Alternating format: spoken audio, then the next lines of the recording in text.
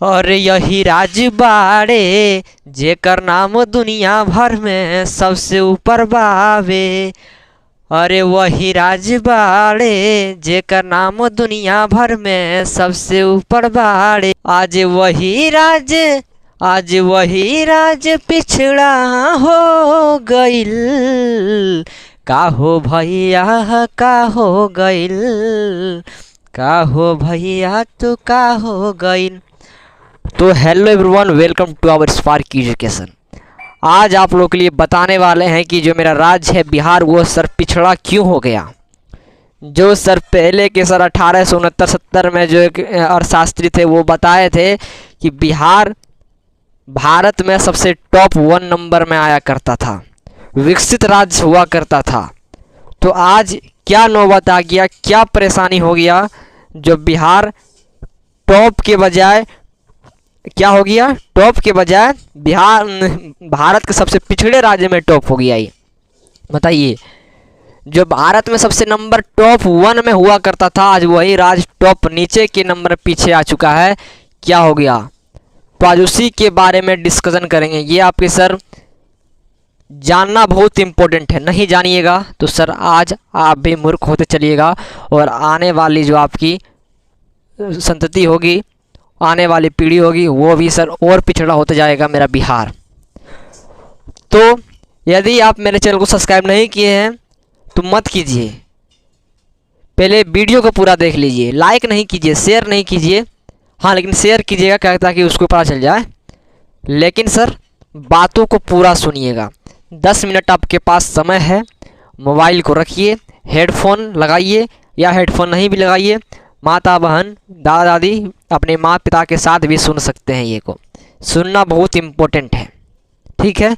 चलिए, बिहार सर पिछड़ा राज्य इसलिए बना क्योंकि हम यहाँ के लोग ने जातिवाद करना शुरू कर दिया।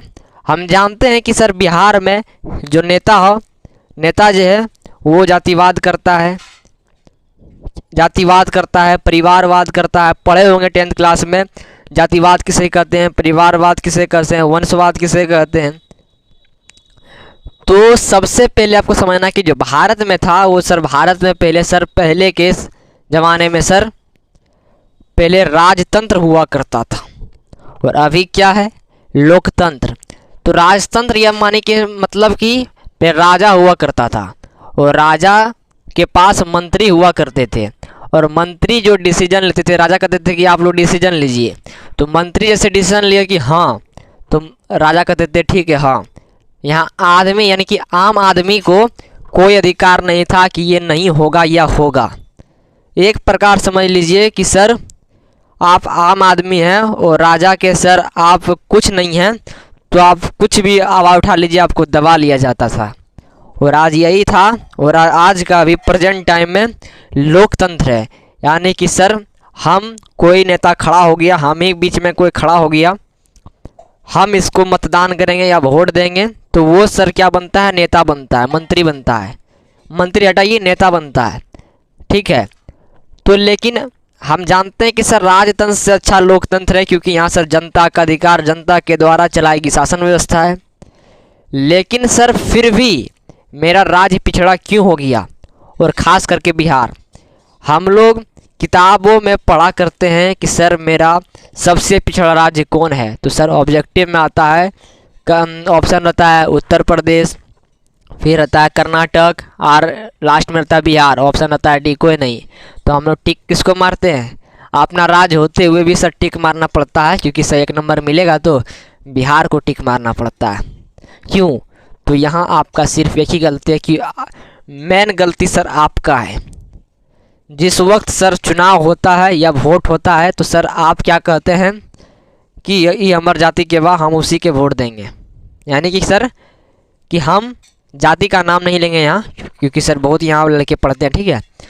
तो हम उस जाति के हैं तो उस जाति के कोई खड़ा हुए होंगे वार्ड परिषद, जिला परिषद, पंचायत समिति या उससे ऊंचा पद में, तो उसी क्या कहते हैं कि देखिए क्या कहते हैं कि ये मेरा जाति का है, हम उसी को वोट देंगे। तो फिर वही ठप्पा लगा के आता है। लेकिन जो जीत जाता है तो वही जाति, वही जो मंत्री वही नेता जो बनता है, वो अपना जाति का कभी भला नहीं करेगा, ध्यान रखिएगा। और वही राज अभी हो रहा है। सरकार चल रहा है किसका, और बिहार में खास करके जो जाति है उसी की संख्या ज़्यादा है और उसी का सरकार भी है, नाम नहीं बोलूँगा, ठीक है, वही रहा सरकार का। लेकिन इसको भी सर कुछ नहीं मिल रहा है प्रॉफिट। और बिहार में ना सर वैकेंसी आती है कोई चीज़ का, ना किसी का सर कोई बच्चा सर एग्ज़ाम पास कर लिया है तो इसको पटना में धरना देना पड़ता है। क्यों? जब परीक्षा निकाले तो फिर क्या टेंशन। इसलिए सर समझना पड़ेगा, जब तक सही उपयोग नहीं कीजिएगा। और उसके लिए सर आपको सर एक और बेहतरीन है कि सर ये वही बिहार है जहां महात्मा बुद्ध जन्म लिए थे, वो वही बिहार है जहां जयप्रकाश नारायण ने एक आंदोलन छेड़ा था, ये वही बिहार है जो अलग अलग देशों से पढ़ने के लिए बिहार आया करता था। लेकिन आज वही बिहार के जो बच्चे हैं वो दूसरे देश में, दूसरे राज्यों में पढ़ने जाया करते हैं। ऐसा क्यों? ये वही बिहार है जो सर दूसरे देशों से आया करते थे पढ़ने, लेकिन आज हम लोग जा रहे हैं पढ़ने के लिए। क्यों? देखते हैं बिहार का बच्चा अपने ही राज्य में पढ़े, नहीं पढ़ता है। बिहार का बच्चा जाना पड़ता है मुंबई, दिल्ली जाना पड़ता है, सोचता है कि नहीं कुछ करना है तो दिल्ली जाएंगे, पटना जाएंगे। क्यों? क्योंकि सर बिहार में ऐसा कुछ है ही नहीं। बिहार का समझ लीजिए, बिहार में 3 व्यवस्था सबसे क्या है, एकदम पूरा व्यवस्था नाकामी है। पहला स्वास्थ्य, दूसरा सर क्या खेल, और तीसरा सर एजुकेशन। शिक्षा, स्वास्थ्य, खेल सर जब तक नहीं सुधरेगा मेरा बिहार नहीं सुधरेगा, यानी कि सर पीछे का पीछे और जाता रहेगा। आप जानते भी होंगे कि सर सरकारी हॉस्पिटल में जाइए, सरकारी अस्पताल में जाइए, आप जैसे गए वहाँ नंबर लगाएं तो नंबर आएगा आपका 2 महीना बाद, और 2 महीना बाद आएगा तो फिर आएगा तो फ़ोन करेगा तो बोलेगा कि वो आदमी तो मर गया है। बताइए, ऐसा बिहार का मतलब सिस्टम हो चुका है कि आप लगाएं आज नंबर, सरकारी अस्पताल का बात कर रहे हैं, तो नंबर आएगा 2 महीना बाद। क्यों? तो ये सब के लिए समझना पड़ेगा। और ये सर जो बता रहे हैं इसी के सर हिसाब से सर आपके एग्ज़ाम में भी क्वेश्चंस पूछे जाते हैं कि सर ऐसा क्या हुआ जो मेरा बिहार पिछड़ा राज्य बन चुका है, ठीक है। इसलिए सर आप लोग अपनी जो शिक्षा है वो शिक्षा को जारी रखना है। और एक बात और है जो कि सर बिहार में क्या करते हैं, बिहार में नहीं खास करके मैं सभी राज्यों को इस विषय में बोलना चाहता हूँ कि कोई देखिए मानिए कि इसकी आय यानी कि महीना की आय इसका 10,000 से कम है, उसको मानते हैं हम लोग गरीब मानते हैं। वो गरीब का जो होता है, जो देखिए जैसे मान ले गरीब है, वो गरीब जो पिता होता है वो जैसे इसका बेटा हुआ बेटी हुआ तो क्या करता है, इसको 10वां पास करवा देगा और इसके आगे 12वां हो सके तो पास करवा देगा। इसके बाद बोलेगा कि आप पढ़ाई के बाद तो नौकरी नहीं मिल तो जो कमावेला कहाँ, दिल्ली बम्बई। तो वो क्या करता है, चल जाता है। वो कहता और उसी बाप कहता है इसको कि तुम पढ़ाई करके भी इतना कमा नहीं सकेगा जितना तुम बाहर जाके कमा लेगा, और उसी में सर ये चल जाता है। लेकिन सर आपको पता नहीं है, वो तो हम जानते हैं कि सर बाहर जाइएगा तो आपको बहुत पैसा मिलता है, लेकिन सर आपको इज्जत कभी नहीं देगा बाहर वालों, ठीक है, कभी इज्जत नहीं देगा आपको। यानी कि सर आपको बोलेगा कि नहीं क्या है तुमको नीचे रखेगा। लेकिन वही सर आप पढ़ लीजिएगा तो पढ़ने के बाद सर आपका इज्जत खुद ब खुद आ जाता है। इसलिए सर पढ़ाई को सर कभी छोड़ना मत। आप कितनी भी गरीबी से जूझ सको, चाहे आपको भीख भी मांगना क्यों नहीं पड़े, लेकिन सर पढ़ाई को छोड़ना नहीं है।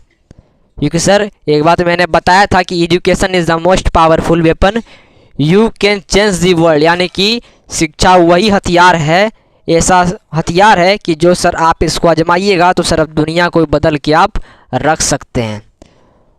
तो आज इस वीडियो में ज़्यादा खासियत बात नहीं, बस यही मेरा विनती था आप लोग से, क्योंकि सर समझने का प्रयास कीजिए और पढ़ाई को सर रेगुलरिटी बनाते रहिए और जहाँ तक हो सके रात दिन मेहनत करके पढ़ते रहिए। बाकी तो हम हैं ही आपके लिए। तब तक के लिए जय हिंद जय भारत। चलिए।